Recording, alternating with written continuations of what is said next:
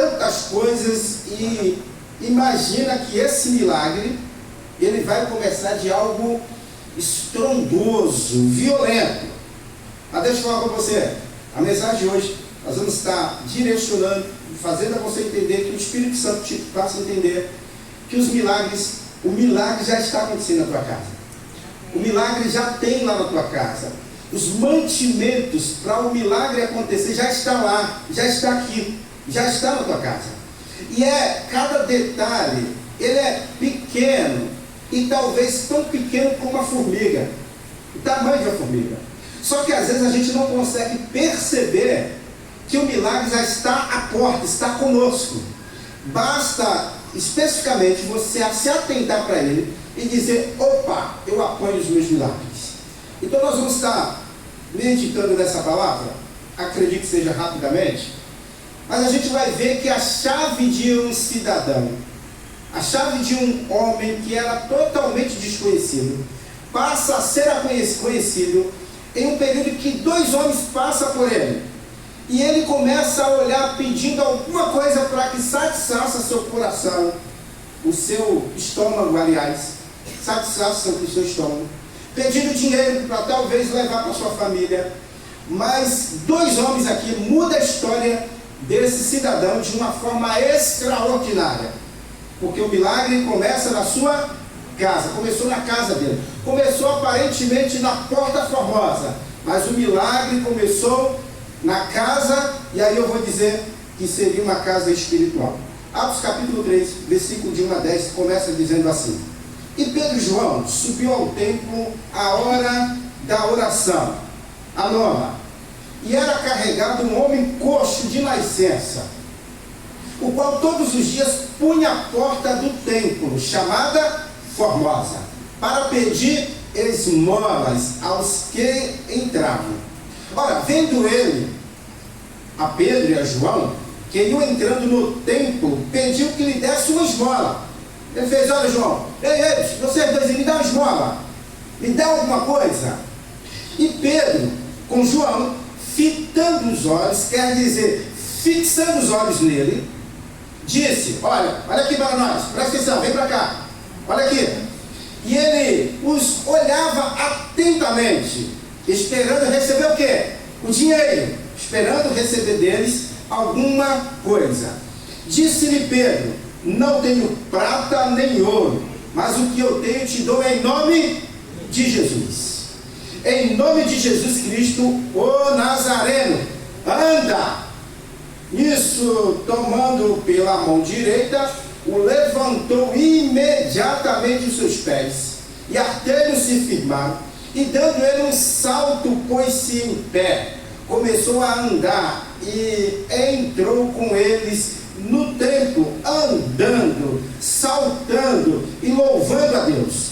Todo o povo, ao vê-lo andar e louvar a Deus, reconheciam como o mesmo que estivera sentado a pedir esmola à porta do templo. E todos ficaram cheios de pasmos e assombro pelo que lhe acontecera. Olha, queridos, eu já dei algumas definições na semana passada acerca de milagre. Mas quando eu vou para o latim é uma língua morta do português, do nosso português, ele diz que milagre, a definição de milagre é miraculum, que quer dizer do verbo miragem, alguma coisa que eu estou mirando, ou maravilhar-se. Mas o fato é, quando você olha nas entrelinhas e com um pouco mais de fundamento, é um fato dito extraordinário que não possui uma explicação científica. Ninguém consegue explicar o que seria milagre, ou cientificamente o que é milagre. Você que recebe, você que pede, você sabe exatamente o que é milagre, o que você tem pedido. Para nós crentes, atribuímos sua realização à onipotência do Deus divino, do Deus eterno. É considerado como um ato de intervenção do próprio Deus no curso normal da história. A história está passando, a história está seguindo, mas esse ato miraculoso, esse ato extraordinário, vai acontecendo se a gente ao menos perceber que está acontecendo. Os milagres é assim. Milagre, na verdade, é a união da fé do indivíduo e a vontade do próprio Deus. Ou seja, eu tenho fé, eu busco a fé, eu olho para o divino, eu olho para Deus eterno e chamo à existência aquilo que ainda não existe, aquilo que é abstrato, para o que é concreto. Isso vai gerando um milagre, isso vai gerando coisas extraordinárias. Você vai olhando, Senhor, como que pode acontecer? Como que pode isso surgir? É os milagres divinos, o milagre do próprio Deus. Ao fazer uma pesquisa, em alguns países não é muito comum acreditar em milagres. Alguns países não acreditam em milagres. Algumas pessoas não acreditam em milagres. Agora, quando você vai para a Alemanha, por exemplo, se verificou que 71% dos cidadãos consideravam os milagres como uma ficção.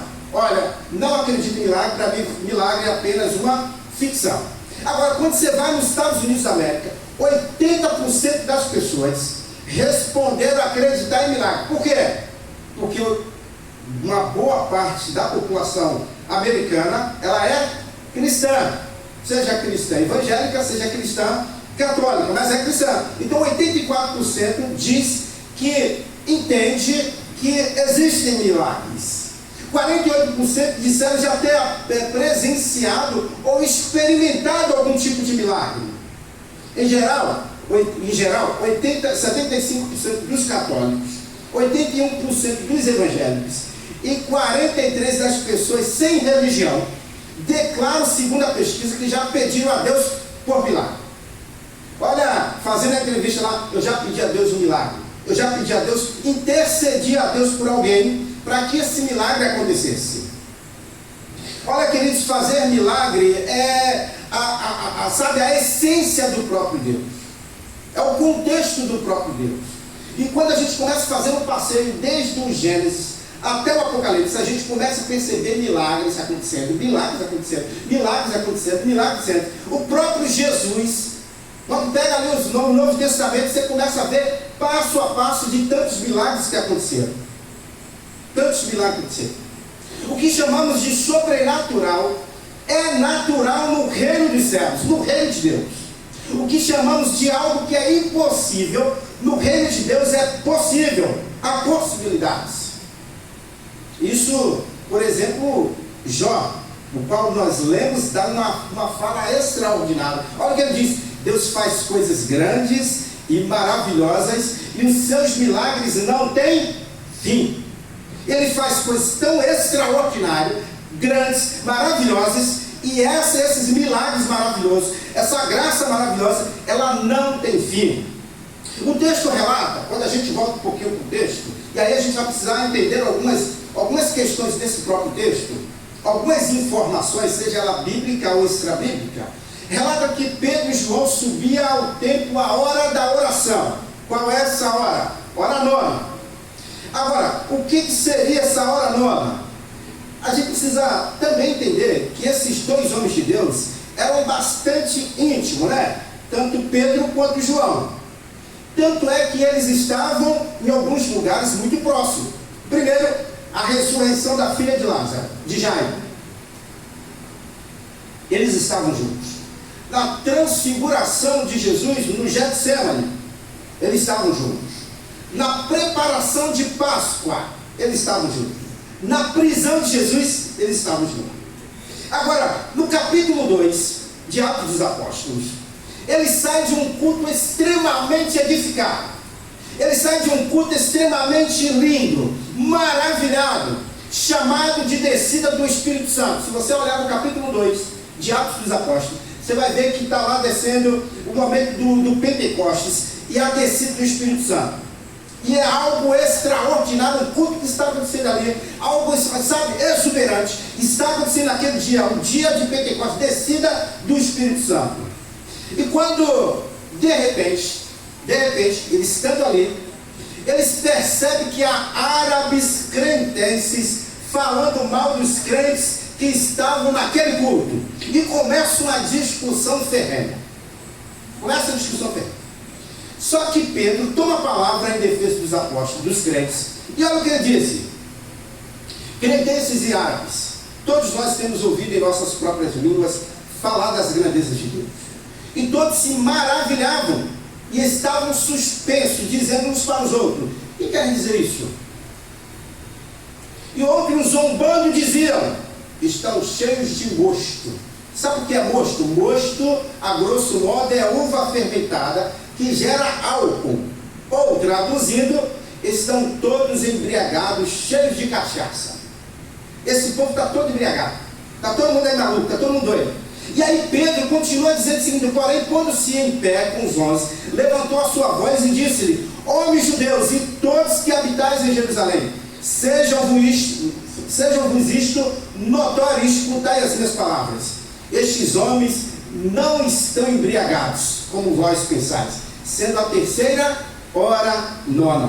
Olha, aqui Pedro fala acerca, depois, na verdade, Pedro fala acerca da vida do Filho do Homem, como profetizou Joel. Ele vai dando a sequência de um monte de coisa aqui, né? E no verso 42, ele diz assim, ó, que a igreja perseverava na doutrina dos apóstolos, na comunhão, na oração e no partir do pão. Ou seja, perseverar vem de perseverança.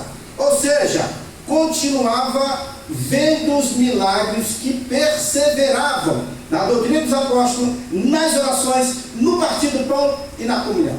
Olha que coisa bacana, queridos, quando a gente olha aqui, antes de adentrar o capítulo 3, Paulo dá uma ênfase. Lucas descreve isso com muita propriedade.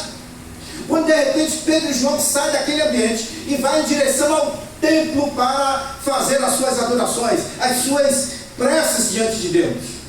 Por quê? Pelas maravilhas que eles tinham praticado. Talvez seja pela descida do Espírito Santo, o culto extraordinário que tinha acontecido outrora. Talvez seja para agradecer por alguma coisa. O fato é que esses dois homens saem do ambiente que eles estavam e se direcionam para o templo. E aí o que acontece? Agora, eu fico imaginando Pedro e João, se tivesse nos anos de 2023, como seria Pedro e João no ano de 2023? Eles diriam o seguinte: olha, João, Pedro, o culto hoje foi top demais, foi algo extraordinário. Você viu o louvor, a palavra? Nossa, João, Pedro, caramba, que coisa extraordinária. Olha, rapaz, todos pulavam, todos gritavam, todos levantavam as mãos, aleluia, todos, era coisa linda e extraordinária demais esse negócio.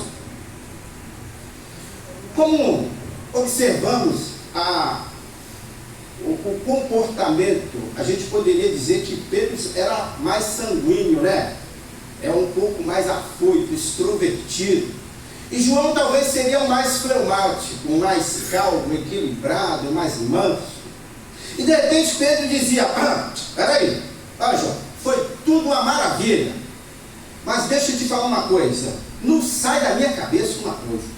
Não sai da minha cabeça aqueles crentes, aquele povo lá ímpio, aquele povo que não conhece a Deus, aquele povo lá que não sabe nem o que está acontecendo nos cultos, e começa a falar coisas sobre os crentes. Você viu o culto rolando, uma bacana, e eles lá cochichando, falando mal dos crentes, coisa horrível. Você viu que cara de pau. Se fosse os crentes, se João e Pedro fosse do ano de 2023, eu acredito, claro e evidente que não está aqui na Bíblia Sagrada, que era esse comportamento, essa fala que ele saía do culto, ou direcionando para o templo, conversando com o outro. Agora, verdade é que um deles diria o seguinte: olha, quer saber? Já saí de um culto ali, não vou para o culto não vou para a casa de Deus, não vou para o templo não. Por quê? Porque eu já estou bem, já tive lá aquele embaraço com fulano de tal, com aqueles crentes que não são crentes, eu vou para casa.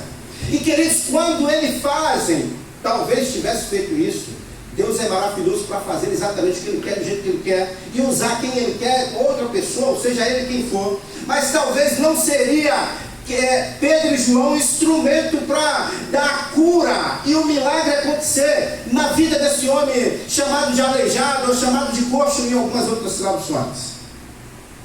A verdade seja dita, Pedro e João estavam cheios de Deus, cheios do Espírito Santo, cheios da palavra, e jamais passaria isso na cabeça destes dois homens de Deus.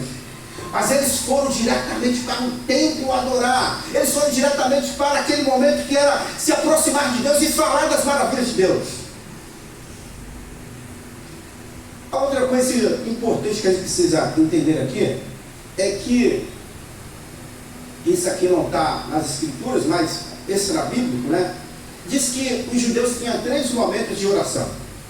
Isso era muito corriqueiro no ambiente onde eles estavam. Que a primeira oração que eles faziam era às 9 da manhã. Eles tinham esse momento de oração. Tipo os muçulmanos que não tem hoje, que faz, do nada eles param e saem orando no meio do caminho, ele bota o tapete lá, faz as orações. Mas eles tinham esse momento mais direcionado para o templo, eles iam para o templo. O segundo momento era ao meio-dia, eles paravam tudo, absolutamente tudo, para ir ao templo orar ao meio-dia. E o terceiro momento de oração era às 3 horas da tarde, que aí eles chamavam de hora nona, né? Por isso que está aqui o texto falando, e saíram eles para orar a hora nona. Ou seja, Pedro e João estavam indo para o templo para adorar a Deus às 3 horas da tarde. No nosso calendário do Ocidente. Agora, sabe o que eu aprendo aqui? Que quando Deus não faz o milagre na sua casa, Deus não faz o milagre no seu ambiente, na sua vida, você na verdade é um instrumento de Deus para fazer milagre na vida do outro. Quer para eu pensar nisso? Quando o milagre não acontece aqui, ou porque já aconteceu, Deus agora na verdade nos usa para ser milagre na vida do outro. Agora, queridos, nós precisamos ter o máximo de cuidado, porque alguns testes aparecem na vida do crente. Alguns testes aparecem na vida do crente. Deus dá possibilidades a nós para estarmos diante de um ambiente totalmente adverso, totalmente esquisito, para a gente se portar ou como luz de milagre na vida do outro, ou como pedra de tropeço na vida do outro. E quando a gente é esse milagre na vida do outro, todo o ambiente é uma atmosfera violentamente vinda dos altos céus. É o poder de Deus transformando o ambiente, transformando o coração, capacitação de mente. Nós somos levados a Deus como instrumento dele. Outro dia eu falei aqui, né? Como já falei um dia. Na verdade foi quarta-feira. A gente estava lendo o Salmo 140. Não sei se já trabalhou em uma empresa e que você foi o primeiro ou depois de ser contratado de algum tempo. E um patrão ou um dos sócios disse para você o seguinte: olha, vai lá e ensina fulano de tal aquilo que a empresa precisa da mão de obra dele. Pagamento e prestação. Serviço contra prestação. Passou, beleza. E aí ele, em vez de ensinar o passo a passo para que a empresa funcione adequadamente, ele começa a caracterizar as pessoas que estão dentro do ambiente de trabalho. Fulano de tal, é assim, assim, assim. Conhece fulano? Rapaz, cuidado com fulano. Fulano é desse jeito, assim, assim. Rapaz. E você sabe algumas coisas que aconteciam? Ele começa a caracterizar essas pessoas. Só que passa tempo, essa pessoa começa agora a ter um feeling de olhar para aquela pessoa e dizer o seguinte: olha, não gosto de fulano de tal. Aí você pergunta, por que não gosta de fulano de tal? Porque na verdade ela tem uma informação de terceiro, daquele que era ensinado para falar sobre a empresa, mas ele tem uma informação de quê? De descaracterizar o terceiro, o outro. E aquela pessoa fica chateada com o outro porque alguém passou essa informação de forma inadequada. Só quando você vai parar para conversar com a pessoa, você começa a ver que ela é extraordinária. Você fala: caramba, por que eu não tive a chance de conhecê-la antes? Não é nada daquilo que a pessoa me disse. Então, Deus nos dá alguns testes na vida. Deus nos dá algumas orientações. Olha, eu vou colocar fulano de tal com você, para que você passe no teste, meu filho. Para que você faça. Só que ele não diz, olha, você está em teste. Ele te dá a possibilidade de teste. Ou você é um milagre de Deus na vida do outro, ou você recebeu o milagre e agora precisa transbordar na vida do outro. Então, queridos, quando os milagres passou da nossa casa, Deus nos dá a possibilidade de ser usado por Ele como instrumento. Isso tudo em meio aos problemas, isso tudo em meio às lutas, isso tudo em meio a tantas coisas que têm acontecido e que acontecem nesse tempo de meu Deus. Traduzindo, Deus fez milagre na minha vida, Deus fez milagre na sua vida, agora Ele quer usar você para fazer milagre na vida do outro. Por isso que a gente conhece que milagre sempre começa em casa. A terceira informação, para que eu feche aqui essas informações, que a gente volta para o texto para tentar finalizar. A terceira informação é que essa porta chamada Formosa, ela tem alguns nomes peculiares, porque as portas eram muito grandes. E entende-se ali também que era uma porta violentamente grande. E aí, ela tinha alguns nomes para alguns grupos distintos. Quais são? O primeiro nome, ela era chamada de Porta de Suzã. Aí, por que ela era chamada Porta de Suzã? Porque localizava na muralha externa do templo. Aí, alguns chamavam, olha, você vai lá na Porta das Mulheres, passa lá na porta, tinha como referência, Porta das Mulheres, porque dava acesso ao pátio que ia para o ambiente das mulheres. Isso estava entre os gentios e aquele ambiente. Também ela tinha um nome, isso tudo é extra bíblico, tá? Não está na Bíblia Sagrada não. Ela tinha um nome também chamado de Porta de Nicanor.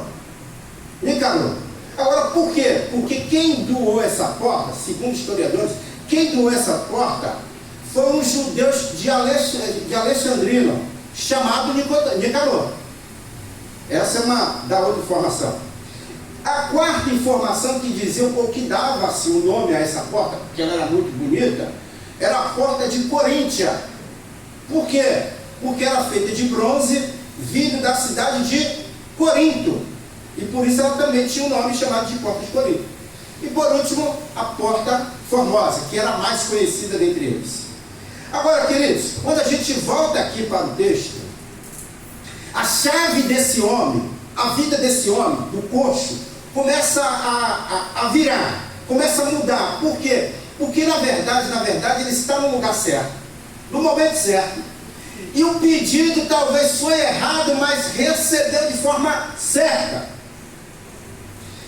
Duas pessoas passando aparentemente comum, como todas e demais outras pessoas que passavam ali.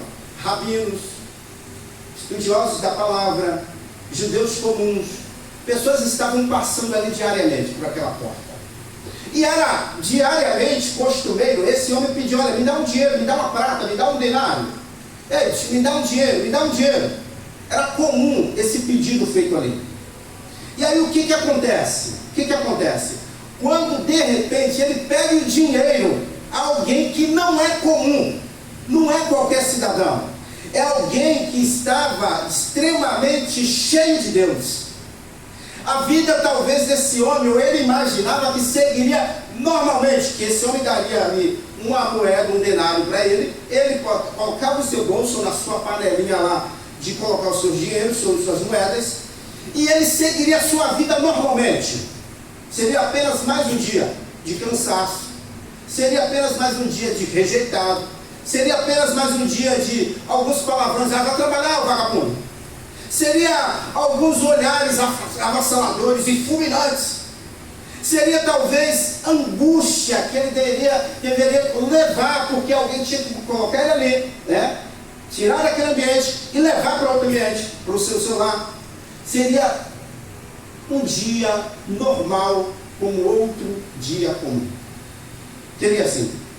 Mas o dinheiro que ele pediu muda a história dele. Há pessoas, queridos, nesse tempo de meu Deus, há pessoas nesse tempo de meu Deus, que estão exatamente como o coxo da Porta Formosa.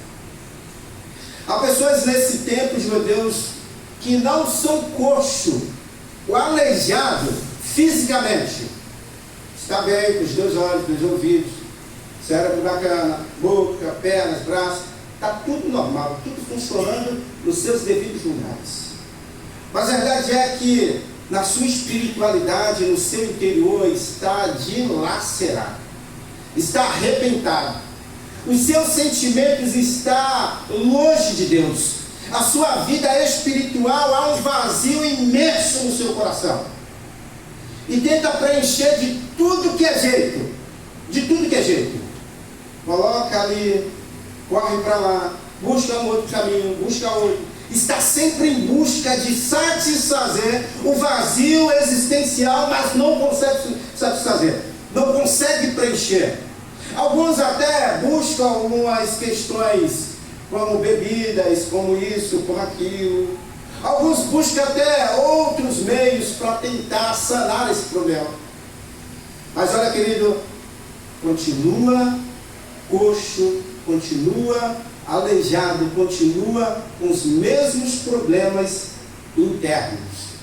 Porque ainda não quebrantou o seu coração para Cristo, para o Senhor, para o Rei dos Reis.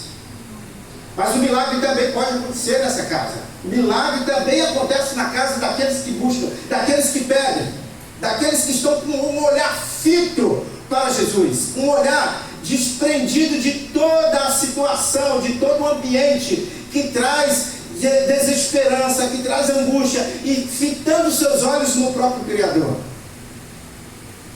O qual, vendo Pedro e a João que ia entrando no templo, pediu que lhe desse uma esmola. E Pedro, com João, fitando os olhos nele, disse: olha para nós. E olhou para eles, esperando receber deles alguma coisa. E disse Pedro: não tenho prata nem ouro, mas o que tenho, isso te dou, em nome de Jesus o Nazareno. Levanta-te e anda.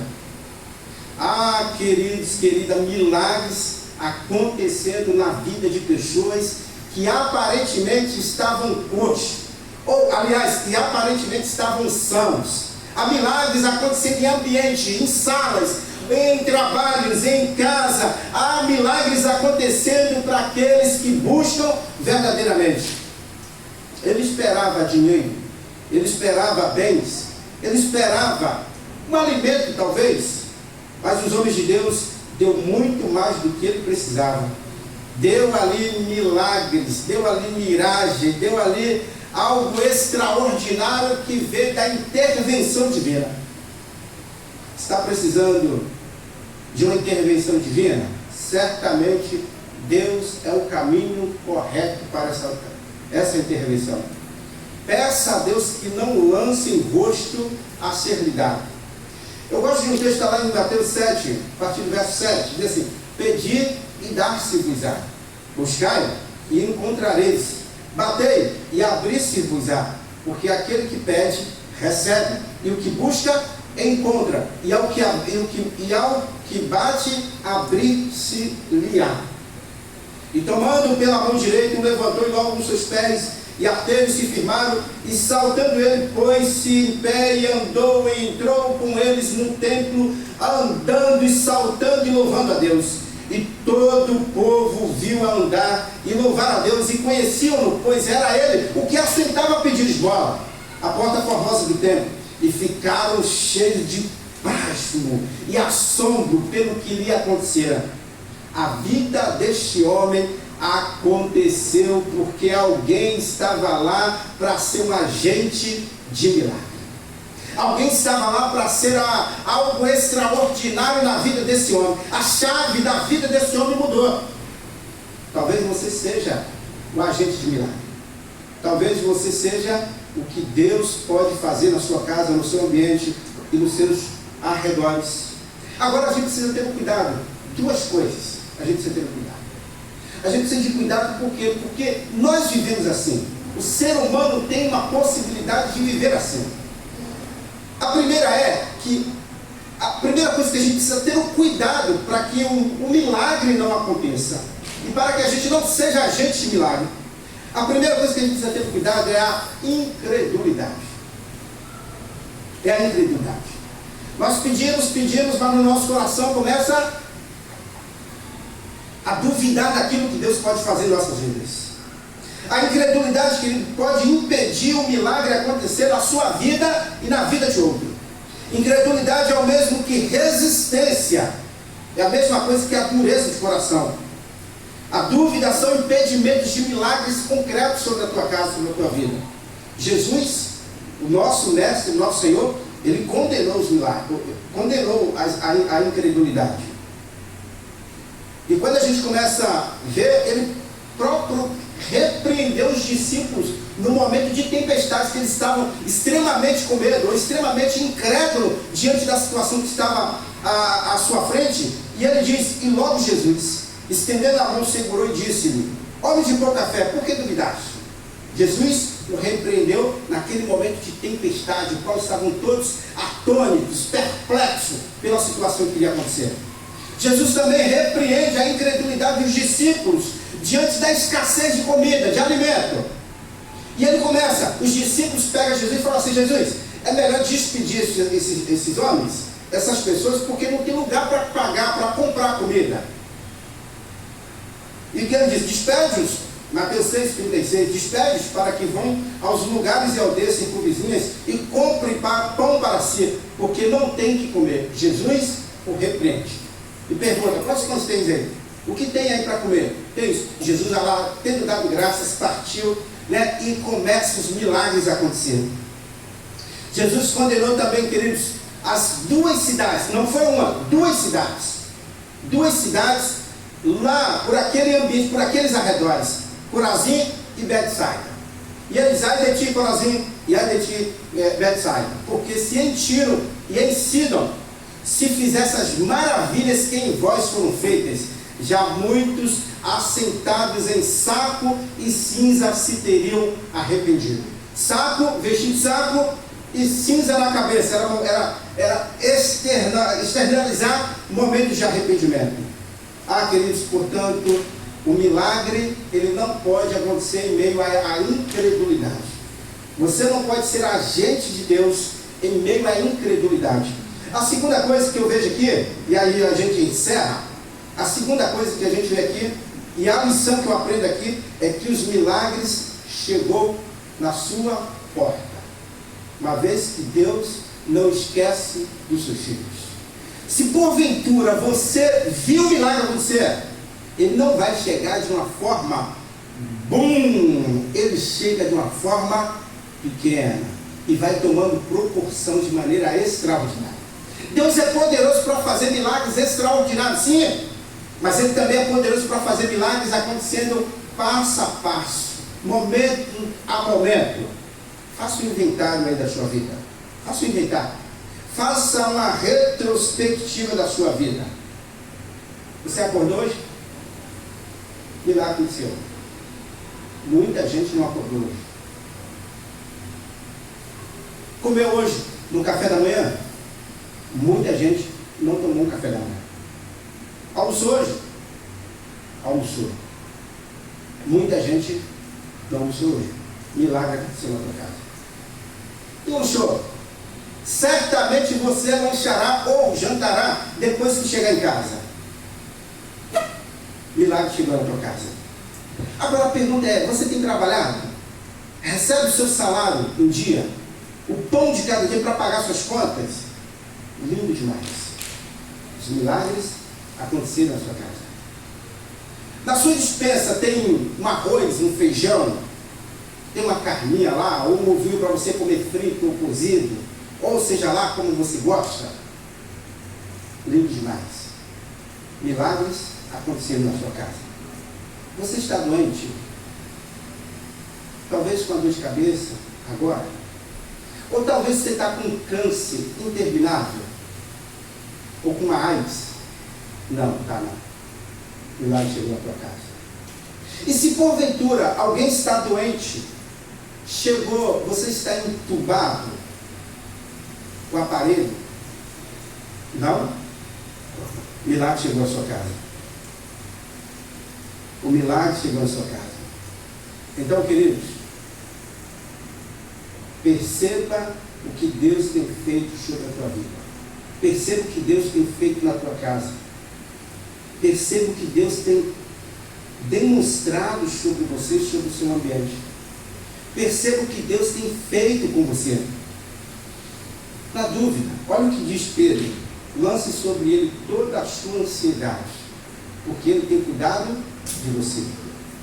Em Efésios capítulo 5, verso 29 e 30, ele diz: além do mais, ninguém jamais odiou o seu próprio corpo. Antes o alimenta e dele cuida, como também Cristo faz com a igreja. Pois somos membros do seu corpo. Depois ele fecha no Salmo 28, verso 7 e 8: o Senhor é a minha força e o meu escudo, nele o meu coração confia, e dele eu recebo ajuda. Meu coração exulta de alegria, e com meu cântico lhe darei graças. O Senhor é a força do seu povo, a fortaleza que salva o seu ungido. Salva o seu povo, o teu povo, e abençoa a herança. Cuida deles como seu pastor, conduz-os para sempre. Portanto, queridos, o milagre chegou na sua casa. E saltando ele, pôs em pé, e andou, e entrou com eles no templo, andando e saltando e louvando a Deus, e todo o povo viu andar e louvar a Deus. Todo milagre que chega em casa é momento de louvar, é momento de agradecer. Nós vamos estar cantando uma música, logo seguir estaremos orando, e a gente encerra esse culto.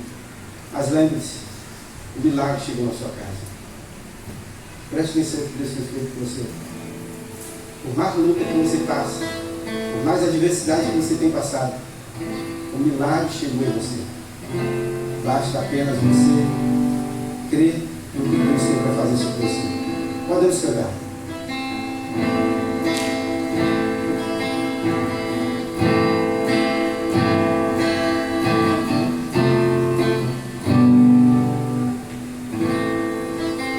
Vamos ficar de pé? Posso crer em minha vida, o milagre vai acontecer.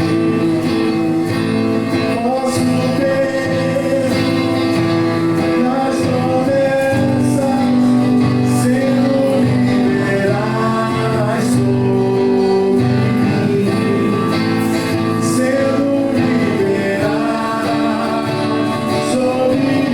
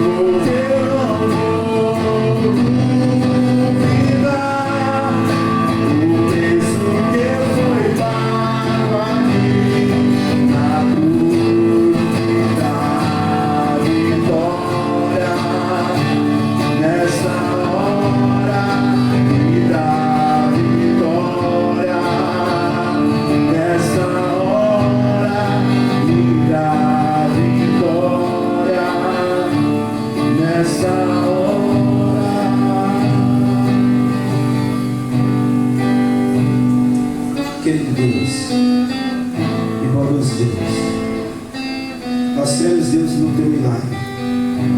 E sabemos, Deus, que o milagre começa em casa. Nós vimos, Deus, na semana passada, o milagre do profeta na casa daquela viúva, Deus. Nós vimos, Deus, hoje que os teus filhos foram um instrumento para dar um milagre na casa desse coxo. Nós também vimos, Deus, milagres acontecendo lá no cárcere, quando Pedro e Silas estavam presos, Paulo e Silas estavam presos. Deus, quantos milagres tu tem feito? E hoje não é diferente desse tempo, porque a tua palavra é hoje e todo sempre, para sempre. Então, Deus, se porventura algum dos meus irmãos necessitando de milagres, Deus, o Senhor vai à sua casa, à sua residência. Eu profetizo, Deus, sobre os seus lares, graça, os milagres dos altos céus, as bênçãos dos céus. Ó Deus, que haja milagre na sua vida física, na sua vida espiritual, na sua vida sentimental. Ó Deus, que haja milagre na sua alma. Milagre, ó Deus, nas suas emoções. Milagre, ó Deus, no seu trabalho, nas suas finanças. Ó Deus, que haja milagre, Deus, em todo o ambiente dos seus lares. E que o Senhor, Deus, seja o Deus que sempre é, fazendo milagre em nossas casas e nos usando como instrumento e agente de milagres. Então, Deus, nós queremos te pedir, perdoa os nossos pecados, perdoa as nossas falhas, as nossas limitações, nos abençoe, nos dê uma semana de paz, mas nos dê uma noite debaixo da tua presença. Nos dê, Deus, uma semana diante da tua graça, nos nossos trabalhos. Deus, eu quero te pedir em nome de Jesus que haja do Senhor os milagres vindo dos altos céus, que as portas dos céus derramem sobre a tua igreja, sobre o teu povo, sobre este bairro, sobre as nossas casas, que os céus, Deus, se abram de maneira tão especial que nós sentimos, Deus, o milagre como foi feito ali com os irmãos do passado ali, que desceu o maná dos céus. Muito obrigado, Deus, e que o Senhor te abençoe de guarde, que o Senhor faça resplandecer o seu rosto sobre ti e tenha misericórdia de ti. O Senhor sobre ti levando o seu rosto e vos dê a paz. Queridos, vão em paz em nome de Jesus.